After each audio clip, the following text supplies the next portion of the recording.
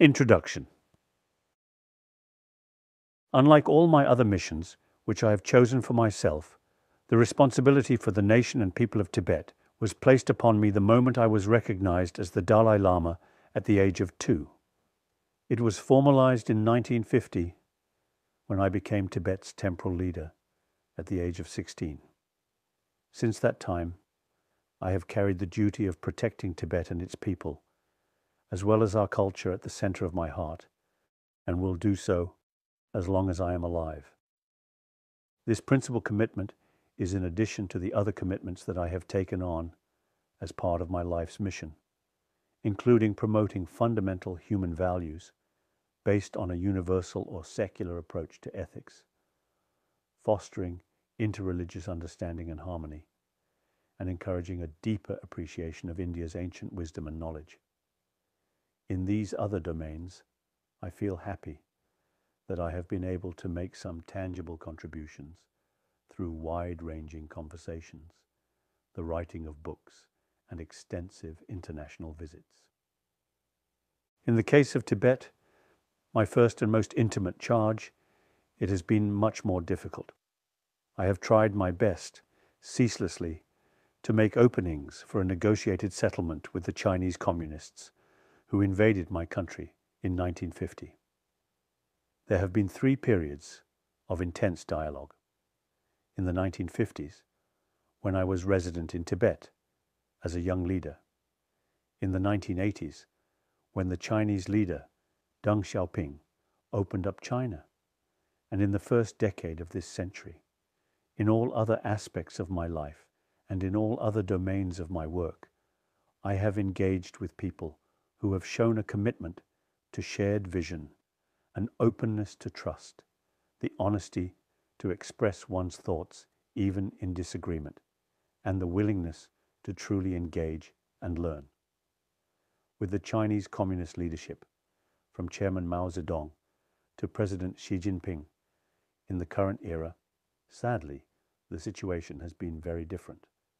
I have often complained that the Chinese Communist leaders have only a mouth to speak, but no ear to listen. Take, for example, the White Paper on Tibet issued by the Chinese government in May 2021. The document began with the statement that, after the Chinese invasion of 1950, the people of Tibet broke free from the fetters of invading imperialism for good, embarking on a bright road of unity. And today Tibetans enjoy a stable social environment, economic and cultural prosperity. According to this narrative, ever since Communist China's peaceful liberation of Tibet, the Tibetan nation and people have been on a continuous upward trajectory to freedom, prosperity, and contentment within the family of the People's Republic of China, PRC. Had this been true at any period since the invasion, how does one explain more than 7 decades of continued resistance and resentment of China's presence on the part of the Tibetans? It seems that Communist China has a simple answer. It's because of the splittist activity of the Dalai clique. What they are referring to here is our long, non-violent campaign for the freedom of our people and our efforts to save our unique language, culture, ecology, and religion. We Tibetans are the people who have traditionally inhabited the Tibetan plateau for millennia and have every right to continue to be the custodians in our own homeland. The issue of Tibet is not about the matter of economic development, which we acknowledge as having improved significantly since the economic liberalization of the People's Republic of China.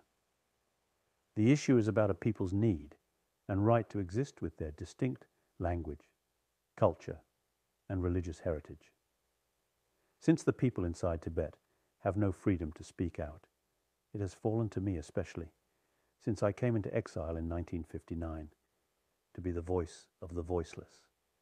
While our goal remains to find a mutually agreeable negotiated solution, that aim would require, in the end, that the Tibetans and the Chinese sit down together and talk. Until such a negotiated solution is found, We Tibetans who are in the free world have the moral responsibility to continue to speak on behalf of our brothers and sisters inside Tibet. Doing so is neither anti-China nor splittist.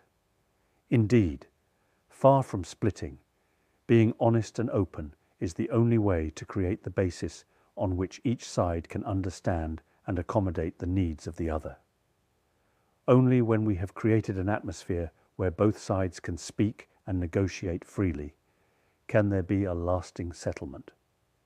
We have been fortunate to have so many friends around the world who have stood in solidarity with us and our cause. Governments, especially at the parliamentary level, and international organizations across the free world have strongly supported our approach, which seeks genuine autonomy for Tibet, a middle way between the independence cherished by the Tibetans on the one hand, and on the other, the current reality on the ground that denies agency or any meaningful self-rule for the Tibetan people in their own homeland. A series of resolutions has been passed by the United Nations, by the European Parliament, and in many countries, including especially the United States, where, in addition to resolutions, important acts have been adopted.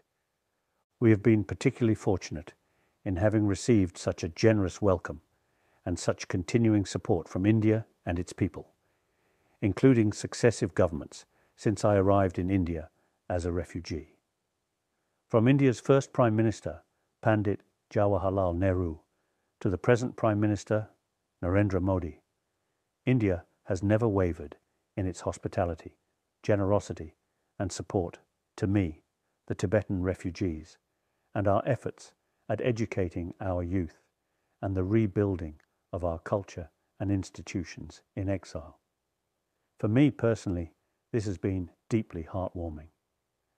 Ever since the 7th century, when the Buddhist texts were first translated from Sanskrit into Tibetan, we Tibetans have looked up to India as the land of the noble ones, Aryavarta. Our Buddhist tradition, which we cherish so deeply, came from India. Our written script was invented in the 7th century, taking the Indian Devanagari as its model. Our philosophies, psychology, logic, and cosmology are the gifts of the Indian Nalanda school. Our astrosciences and calendar system are deeply enriched by the Indian Kalachakra Tantra. Our medical science and practice have been influenced by Indian Ayurveda. So, to have found India as my second home has offered me a powerful anchor. I have spent the greater part of my life in India, and I sometimes describe myself as a son of India. My mind has been nourished by India's rich philosophical tradition, while my body has been fed by Indian rice and dal. When I used to travel internationally, I often stated that I am a messenger of two great gifts from India to humanity: religious pluralism and the teaching of ahimsa, the principle of non-violence. I have had more than 7 decades of engagement with the People's Republic of China since 1950. During this long period, we have seen at least 5 different eras within the leadership of the country. First, under Chairman Mao, ideology was prominent amid vast and constant social upheaval, culminating in the disastrous Cultural Revolution. Millions died, and many more suffered tremendously. Then, in the era of Deng Xiaoping, ideology became less important, and the stress was on wealth creation. Deng, in fact, became famous for his slogan, "To get rich is glorious." This was followed by the age of Jiang Zemin, during which Communist Party membership expanded to embrace other sectors of Chinese society under the slogan, "Three represents." Next came the period of Hu Jintao and his slogan, "Socialist Harmonious Society," where, at least on the surface, there was a focus on closing the growing wealth gap that had developed since the era of Deng. Today, China is under the leadership of Xi Jinping, who proclaimed the slogan of "New Era of Socialism with Chinese characteristics. Judging by Xi's last decade in office, when it comes to individual freedom and everyday life, China seems to be reverting to the oppressive policies of Mao's time, but now enforced through state-of-the-art digital technologies of surveillance and control. What we have in China is, in essence, market capitalism tied to a Leninist obsession with state control.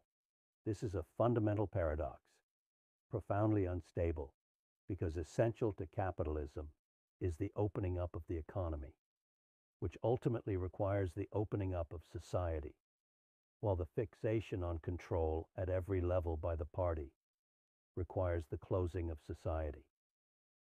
These two polar forces are pulling in opposite directions. The question is, how long can this last? Even within a history of approximately 75 years, there has been tremendous change hidden beneath the apparent continuity of a single governing Communist Party. Specifically, between the eras of Mao and Deng, change was fundamental and astonishingly swift. Those who are old enough to remember the Cold War might recall how the Soviet Union seemed so stable and enduring. But when change came, it did so with extraordinary speed and in ways very few Kremlinologists had predicted. One thing is for sure: no totalitarian regime, whether headed by an individual or a party, can last forever, because they abuse the very people they claim to speak for, and also yearning for freedom is a powerful force within human nature. Furthermore, the very nature of their rule, paranoid, suspicious, and afraid of ordinary citizens, makes totalitarian regimes inherently unstable, even if the gun may prevail in the short term. In the case of Communist China, the popular movement of students in 1989 in Tiananmen Square demonstrated the deep aspiration of the people for individual freedom and a real opening. Regardless of how China might look today from the outside, the simple fact remains that this aspiration for greater freedom has not gone away. Thanks to Deng's turn to capitalism and his opening up of China to the outside world, it is undeniable that today China is a major economic power. And of course, with economic power comes military might and international political influence. How the country exercises these newfound powers over the next decade or two will define its course for the foreseeable future. Will it choose the path of dominance and aggression, both internally and externally? Or will it choose the path of responsibility and embrace a constructive leading role on the world stage in meeting the collective challenges of humanity, such as peace, climate change, and the alleviation of poverty? Today, China stands at a crossroads. That it chooses the latter path is in the interest not only of the whole world, but of the Chinese people themselves. In essence, this is a matter of the very heart of China as a country and its people. Here, I believe that resolving the long-standing problem of Tibet through dialogue would be a powerful signal, both to its own people and to the world, that China is choosing the second of these two paths.